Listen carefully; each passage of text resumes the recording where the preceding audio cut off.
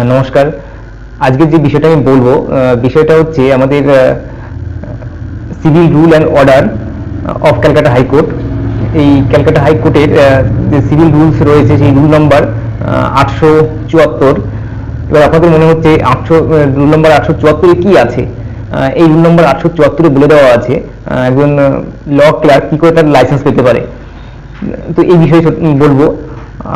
দেখুন, এই civil rules and order of Calcutta high court, এটাতে 867 নম্বর রুল থেকে 884 নম্বর রুল পর্যন্ত ল ক্লার্ক সম্বন্ধেই বলে দেওয়া আছে। তো এই 874 নম্বর যে রুলটা, এই রুলটাতে বেসিক্যালি বলে দেওয়া আছে ল ক্লার্কের লাইসেন্স পেতে গেলে সেই লাইসেন্সের জন্য তাকে কি কি প্রসিডিওর ফলো করতে হয়। তো সেটা নিয়ে আর কি বলবো।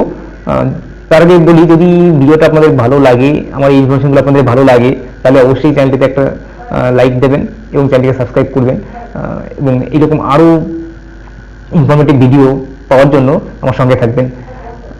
তো রুল নম্বর 874 যেটা, এটা বলে দিয়েছে যে একজন ল ক্লার্ক হতে গেলে, মানে লাইসেন্স পেতে গেলে, যে মুক্তার বা প্লিডার থাকছে, সেই মুক্তার বা প্লিডারকে অ্যাপ্লিকেশনটা করতে হয় লাইসেন্সিং অথরিটির কাছে। তো লাইসেন্সিং অথরিটির কাছে যে অ্যাপ্লিকেশনটা করছে, তিনি একটা সার্টিফিকেট ইস্যু করছেন, এবং সেই যে লাইসেন্স ল ক্লার্ক এবং যে ল ক্লার্কটার লাইসেন্সটা নেবে, সেই ল ক্লার্ককে লাইসেন্সিং অথরিটি প্রেজেন্টে তাকে হ্যান্ড রিটেন দিতে হচ্ছে। এবং সেই লাইসেন্সিং অথরিটি যদি তার হাতের লেখা দেখে মনে করেন যে না, তিনি আপনার ল ক্লার্ক হওয়ার যোগ্য, লাইসেন্স পাওয়ার যোগ্য, তবেই তিনি লাইসেন্স ইস্যু করবেন তাকে। এবং একটা প্লিডার ম্যাক্সিমাম দুটো আপনার ল ক্লার্ক রাখতে পারে, এবং মুক্তার একটা ল ক্লার্ক রাখতে পারে। এবং এই সার্কামস্টেন্সেস রয়েছে, যদি তাকে বাড়াতে হয় তাহলে তার জন্য অ্যাপ্রোপ্রিয়েট ডেসক্রিপশন দিয়ে তবেই আপনার মানে তার ল ক্লার্কটাকে বাড়াতে পারেন, সংখ্যাটাকে বাড়াতে পারেন। তো মোটামুটি সে মুক্তারের ক্ষেত্রে একটা ল ক্লার্ক এবং প্লিডারের ক্ষেত্রে দুটো ল ক্লার্ক সে রাখতে পারে।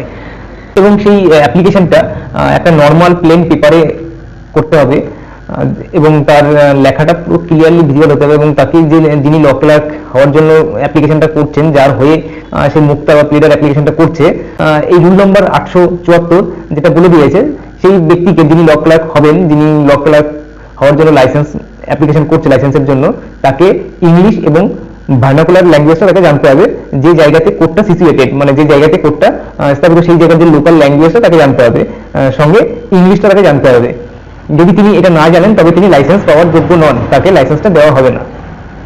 এবং যখন লাইসেন্সিং অথরিটি সেই অ্যাপ্লিকেশনটা পাচ্ছে, লাইসেন্সিং অথরিটি সেই অ্যাপ্লিকেশনটাকে বার অ্যাসোসিয়েশন বা মুক্তার অ্যাসোসিয়েশন যেটা রয়েছে, সেইখানে সেই অ্যাপ্লিকেশনটাকে রেফার করতে পারে, ডিসপোজ করতে পারে সেই অ্যাপ্লিকেশনটাকে মানে দেখার জন্য।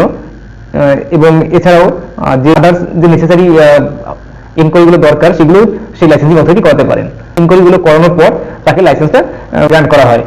এবং রুল নম্বর 875 এটাই বলে দিয়েছে যে লাইসেন্সটা দেওয়া হয়, এই লাইসেন্সটা 1 বছরের জন্য দেওয়া হয়, এবং এই লাইসেন্সটাকে প্রত্যেক বছর রিনিউ করতে হয়।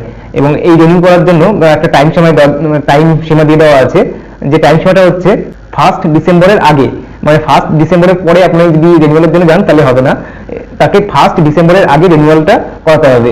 এবং এই রিনিউয়ালটা বেসিক্যালি যে আপনাকে রিনিউয়াল করলে আপনাকে নতুন আরেকটা সার্টিফিকেট দেবে সেটা নয়, আপনার যে সার্টিফিকেটটা দিয়েছে সেই সার্টিফিকেটের পিছনেই আপনার পরের যে নেক্সট ইয়ারের জন্য ওটাকে রিনিউ করা হচ্ছে, সেই ডেটটাকে মেনশন করে দেবে, এতদিন পরে তার রিনিউয়ালটা চলছে বা চলবে। এবার এখানে আপনাদের একটা কোশ্চেন থাকতে পারে যে মুক্তার বা প্লিডার, এটা আপনারা অনেক সময় শুনে থাকেন যে মুক্তার, প্লিডার, অ্যাডভোকেট, সলিসিটর, ব্যারিস্টার। তো এই জিনিসগুলো কি, এই ওয়ার্ডগুলো কি? তো এটা নিয়ে বেসিক্যালি পরে একটা ভিডিওতে আপনাদেরকে বুঝিয়ে দেওয়ার চেষ্টা করব যে কারা ব্যারিস্টার, কারা অ্যাডভোকেট, কারা প্লিডার, কারা সলিসিটর, কারা মুক্তার। তো এটা আমি আপনাদেরকে বুঝিয়ে দেওয়ার চেষ্টা করব। আজকে ভিডিওটা এটুকুই। তো যদি ভিডিওটা ভালো লাগে তাহলে অবশ্যই ভিডিওতে একটা লাইক দেবেন এবং চ্যানেলটি সাবস্ক্রাইব করার সঙ্গে থাকবেন। সকলকে ধন্যবাদ।